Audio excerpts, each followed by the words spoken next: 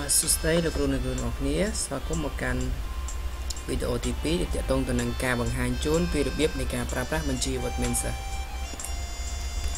បាទសូមកុំមើលតទៀតបន្ទាប់ពីយើងបាន insert row ហើយក៏ដូចជាការសរសេរឈ្មោះសំដៅជាការយើង paste ឈ្មោះសិស្សចូលគ្រប់អស់ហើយអញ្ចឹងយើងមើលទៀតរបៀបនៃការប្រើប្រាស់បន្តទៀតបាទខាងលើនេះខ្ញុំបានសរសេរពីលេខថ្ងៃទីពីថ្ងៃទី1រហូតដល់ថ្ងៃទី31ហើយខាងនេះគឺខ្ញុំបានដាក់ថាពីចំនួនសរុបបាទយើងមើលមកក្រោមវិញគឺខ្ញុំដាក់ថា everyday report គឺមានថាយើងមានអក្សរ4សម្រាប់តំណាងទី1គឺអក្សរ P តំណាងឲ្យសិស្សដែលមករៀនអក្សរ L តំណាងឲ្យសិស្សដែលមករៀនយឺតនិងអក្សរ E គឺតំណាងឲ្យសិស្សដែលគាត់សុំច្បាប់ចុងក្រោយគឺអក្សរ U តំណាងឲ្យសិស្សដែលគាត់ឈប់អត់សុំច្បាប់ដែរអញ្ចឹងគឺមាន4អក្សរហ្នឹងតំណាងឲ្យស្ថានភាពទាំង4របស់សិស្សរបស់យើងហើយយើងអាចទៅសេចូលមកឧទាហរណ៍ថាសិស្សឈ្មោះចន្ទថា 3D នេះគាត់មករៀនអញ្ចឹងខ្ញុំវាយអក្សរ P ចូលអញ្ចឹងព័ត៌មាននេះគឺវា load មកខ្លួនឯងជាមិនចាំបាច់នេះទេ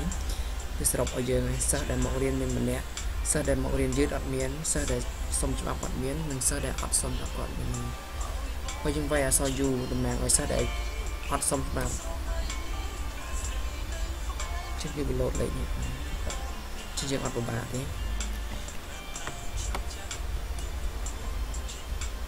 បើមកខាងនេះគឺជាការសរុបពីគ្នាដែរហើយនឹងបន្ទុកគឺវា load កន្លែងនេះឲ្យស្រេចជាអត់ពិបាកទេបានចំពោះតើនឹងគឺមានប៉ុណ្ណឹងយើងបន្តចូលទៅដល់ quiz វិញម្ដងបាទនៅក្នុង quiz ក៏ដូចគ្នាដែរមិនខុសគ្នាប្រហែលទេយើងមានឈ្មោះមានអីដូចគ្នាបាទខ្ញុំដាក់ឲ្យ5 column មានន័យថាយើងអាចយក quiz បាន5ដងក្នុងមួយខែឬក៏អាចលើសពីហ្នឹងយើង insert column មួយថែមទៀតហ្នឹងបើសិនជាយើងយក quiz លើសពី5ក្នុង5ដងក្នុងខែតែបើខ្វះក៏អត់គ្រប់5ក៏អត់អីទេយើងបាន4ឬក៏3ក៏បាន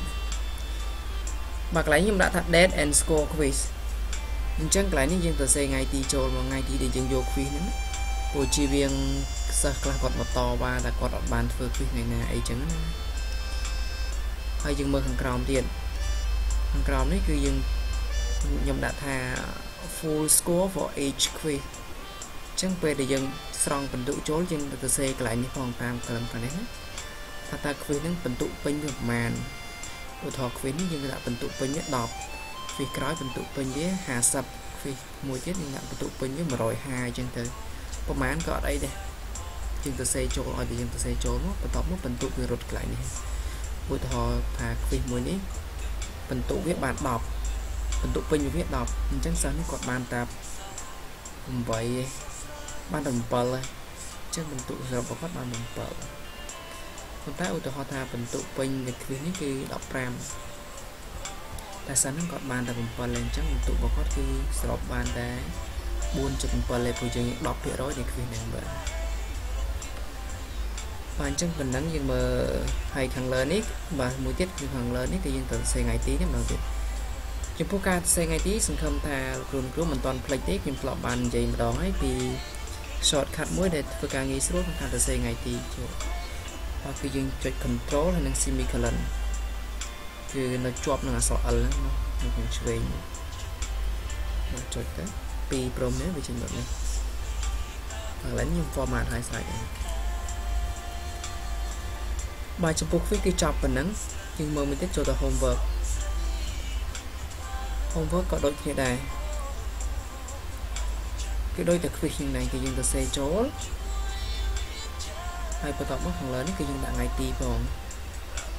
តែយើងយក homework ថ្ងៃណាហើយបន្ទុក homework ពេញប្រហែលទៅសេនៅខាងក្រោមនេះប៉ុណ្្នឹងឯងហើយចុងក្រោយគឺយើងមើលទៅលើលទ្ធផលប្រចាំខែលទ្ធផលប្រចាំខែគឺយើងអត់មានដាក់ពណ៌អីទេព្រោះយើង print មកសខ្មៅហើយយើងឃើញថាកន្លែងបន្ទុកអស់នេះកន្លែងដែលមានលេខស្រាប់នេះគឺយើងអត់ត្រូវការទៅសេចូលទេអ្វីដែលយើងត្រូវទៅសេចូលគឺកន្លែងចន្លោះនេះគឺ moral 5% គឺបន្ទុកពេញ5បន្ទុកជាងយើងទៅសេចូលមកសិស្សណាល្អសិស្ស ហើយចុងក្រោយមួយទៀតកន្លែងយើងត្រូវបំពេញគឺmoney test គឺបន្ទុកពេញ65ចឹងយើងទៅសេចូលមកស្ថាប័នប្រមាណប